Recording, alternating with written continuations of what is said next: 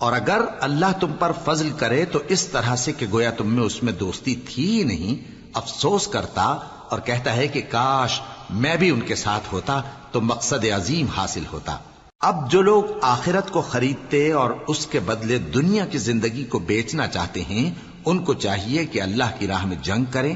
اور جو شخص اللہ کی راہ میں جنگ کرے پھر شہید ہو جائے یا غلبہ پائے، ہم عنقریب اس کو بڑا ثواب دیں گے۔ اور تم کو کیا ہوا ہے کہ اللہ کی راہ میں اور ان بے بس مردوں اور عورتوں اور بچوں کی خاطر نہیں لڑتے جو دعائیں کیا کرتے ہیں کہ اے پروردگار ہم کو اس شہر سے جس کے رہنے والے ظالم ہیں نکال کر کہیں اور لے جا، اور اپنی طرف سے کسی کو ہمارا حامی بنا اور اپنی ہی طرف سے کسی کو ہمارا مددگار مقرر فرما۔ جو مومن ہیں وہ تو اللہ کی راہ میں لڑتے ہیں، اور جو کافر ہیں وہ شیطان کی راہ میں لڑتے ہیں،